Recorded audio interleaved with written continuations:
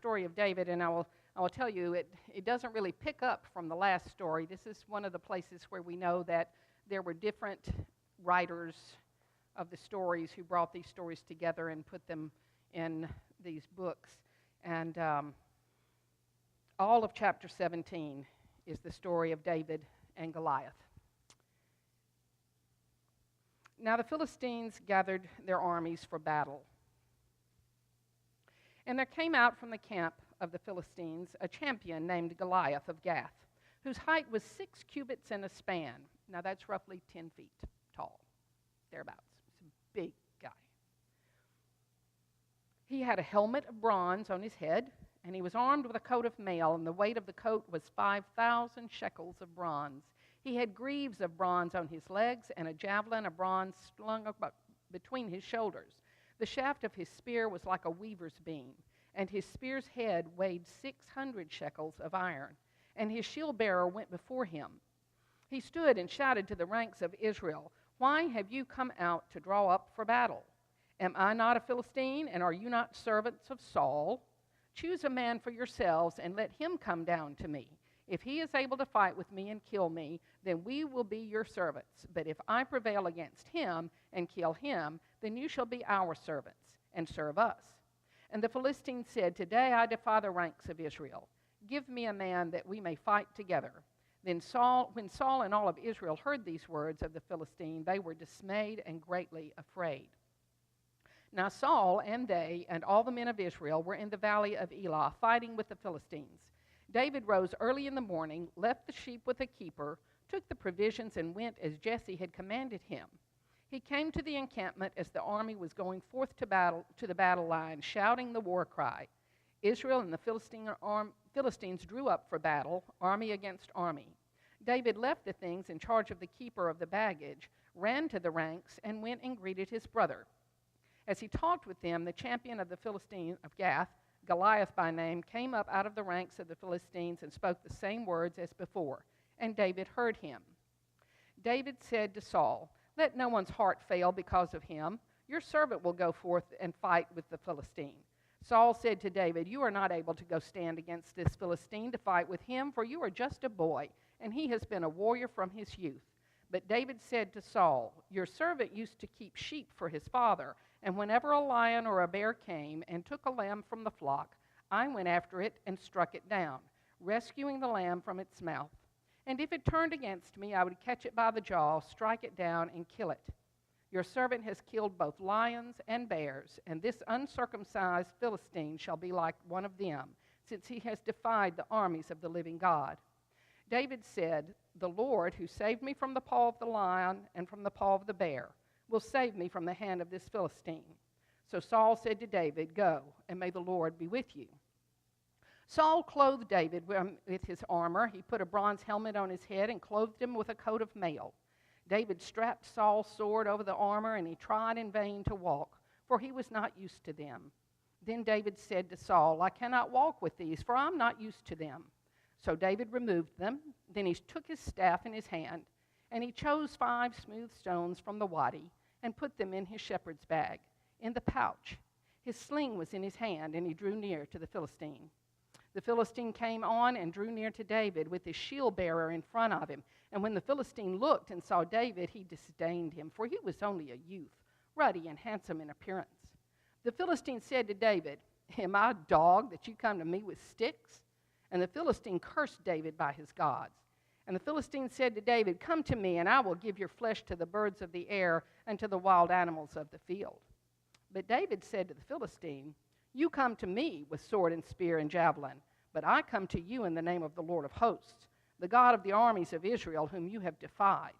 This very day the Lord will deliver you into my hand, and I will strike you down and cut off your head, and I will give the dead bodies of the Philistine army this very day to the birds of the air and to the wild animals of the earth, so that all the earth may know that there is a God in Israel, and that all this assembly may know that the Lord does not save by sword and spear, for the battle is the Lord's, and he will give you into our hand." When the Philistine drew nearer to meet David, David ran quickly toward the battle line to meet the Philistine. David put his hand in his bag, took out a stone, slung it, and struck the Philistine on his forehead. The stone sank into his forehead, and he fell down on the ground.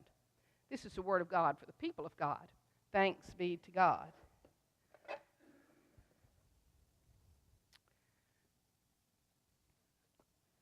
Such a familiar story.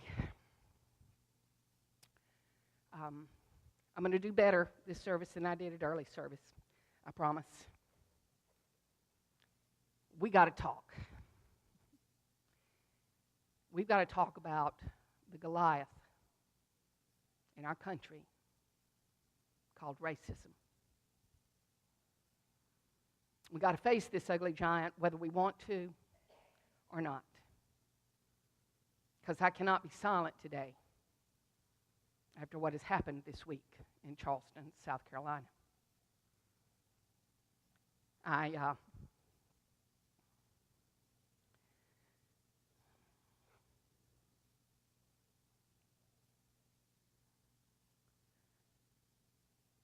I find myself flung back to a time in 1966 in a town called Grenada, Mississippi, on the first day of school in desegregation. Groups of white men with bats, bicycle chains, umbrellas with the point sharpened on the end, roamed through the town, attacking black children on their way to school. And I never dreamed that 50 years later, as we celebrated the progress of the civil rights movement, that I would wake up to hear that a 21-year-old white boy had walked into an historic black church and murdered 9 people because of the color of their skin. And our need in this country to distance ourselves from naming this ugly, horrible giant that dictates so much of our life. And not only in the world, but in the church. And I was heartbroken. And I knew that even though I have chosen these scriptures from months ago, and all of the titles for my sermons have been done before I went to Memphis at the end of May for the month of June, I never dreamed that these scriptures would be so timely for today. But I know that it's not enough for us to look at that wonderful story from Mark and see how quickly Jesus could calm the storms because he was in the boat with the disciples. And I wish it could be that easy for us all the time, but we know that it is not. And it's a word of hope to know that Jesus is with us in the boat in these storms of our life. But for me, this is a call to action this day. I've made a display from my library, and this is just a small part of it, because for the better part of 18 years in ministry, I have devoted myself to the work of trying to end and dismantle racism.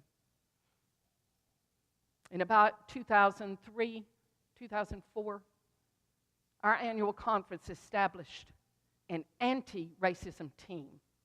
Not just to say that racism is bad, but to be actively engaged in dismantling it in the deep institutional structure, yes, of our beloved church. It set a 20-year mission.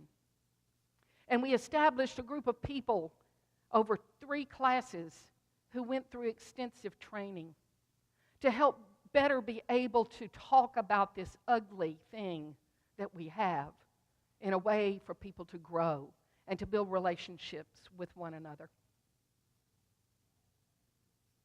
We were 10 years into that mission when we reorganized the conference, and the decision was made to no longer have the anti-racism team. And the core group of us that had been a part of it wound up being appointed in all parts of the annual conference. We weren't able to go to the churches and do the trainings that we wanted to do after that point. And out of the 30-some-odd people that we had on our anti-racism team, we still meet. But out of an equal number of white and people of color, we now are reduced to 5 older white people, myself included, and pretty much 1 African-American clergy person, my dear friend James Minor. Because the church has gotten complacent. And the church has decided that it is not part of what we do. And every day, Goliath stood in front of the armies of Israel and challenged them. Wrapped up in all of his big old heavy armor. We'll just do this one-on-one. Come on. You send me somebody, and if they defeat me, I'm your servant. And if I defeat them, you serve us. And all of Israel was afraid. Except David, who said, God will take care of this. And God will use me as an instrument. And that kid, that little smart aleck kid,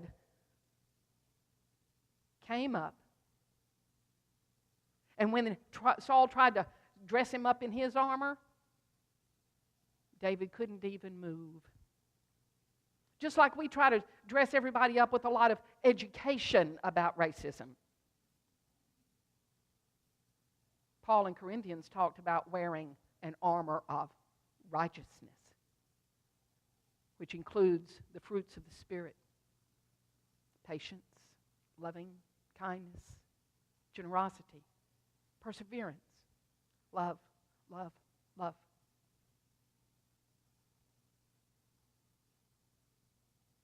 And so David stood up to Goliath. And Goliath was so big and heavy and ugly and mean. And as he tried to walk forward, David, in all of his youth, was much quicker. And he arrived there and he slung that stone and it hit him in the forehead. David prevailed over the Philistine with a sling and a stone. There was no sword in David's hand. Then David ran and stood over the Philistine. He grasped his sword, drew it out of its sheath, and killed him. Then he cut his head off. There is nothing gentle about this story. First, David had to knock him down with a stone and knock him unconscious. But then he deliberately took the sword that Goliath had, killed him with it, and cut off his head. Now, I don't like military and violent images, but I am telling you, when we're dealing with something as violent and ugly as hatred and racism, we need to be like David and knock it out with the stone and be ready with the sword of Christ's truth to kill racism, to cut off its head so it cannot live again.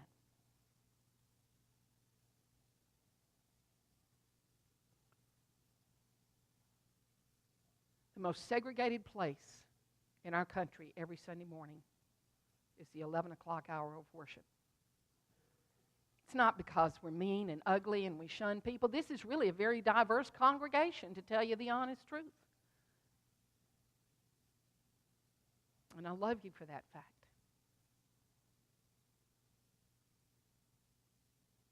But it's time for us as a church to become activists. And not to just bemoan the fact that violence has happened in our nation yet again, but to claim it for what it is: terror. Homegrown terror. And I'm appalled and amazed that a 21-year-old man could suddenly just be here and nobody knew what he believed and what he thought. And nobody ever heard him say a bad word about people of color. One of his friends said the other day in the newspaper article, he was quoted as saying, "Oh, well, he's been talking about this for about 2 months." and described what he wanted to do. But we just thought he was all off in his left field like he is sometimes. And nobody did a thing. And he showed up and he sat there for an hour and he studied the scriptures and he prayed with those people. And in his own confession said, I almost didn't go through with it because they were so nice to me.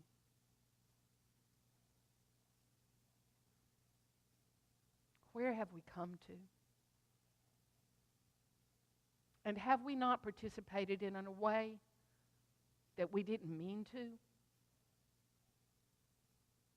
Because the kind of racism that we deal with is intrinsic around us everywhere. Last year, the big project for our North Texas conference was what they called the Zip Code Project. And it unfurled and they rolled it out in a wonderful way. We chose a zip code in South Dallas and the zip code of Paris, Texas, to sit and talk and help the poor people in these areas, to help rejuvenate their communities and give them some hope and lift them up. And it was a noble cause. And this year, the first thing Dr. Larry George had to do, who's in charge of the missional outreach part of our annual conference, was apologize to the annual conference, and most especially to the people of the South Dallas zip code and the Paris zip code. Why? Because all of that idea came out of heads getting together and thinking and having good intentions. But when they hit the ground running and they started talking with the leaders in the community and the stakeholders who had an interest in what was going to be done in their community, the first thing they said was, could we please not be a project? Could we please not be your project this year? Do you really want to know what we need? We need the church to be in ministry beside us, to be in community with us. And so in those few sentences, an entire conference was chastised for our haughtiness at thinking we knew what people needed without getting them to tell us. So you'll be pleased to know that while it might be semantics, we now have the zip code communication and connection with one another. And it has made all the difference in the ministries that are taking place in these communities. And my question is, why do we have to limit it to 2 zip codes?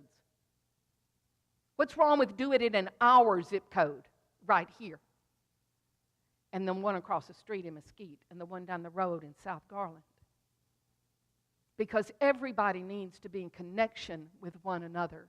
And especially on issues that when we start talking about them have become so heavily politicized that you're either for me or against me. And there is no longer any communication and connection with one another at all. We need to quit running away from this issue and facing it head on. And I know how uncomfortable this conversation makes us feel. But in the midst of this week, I have renewed my vow to return to the work that I was doing. And instead of whining about the fact that nobody else was on board with us and we didn't have our big old team together, we didn't have a army to face racism in its terrible institutional form that we have, I'll be David with a stone in my slingshot. And we will start right here. So you can expect at some point in the coming months, I will have us host a 90-minute introduction to what it means to dismantle racism in our lives and in our world. It's just an introduction because you can't teach away racism, but we certainly have done a good job of teaching racism.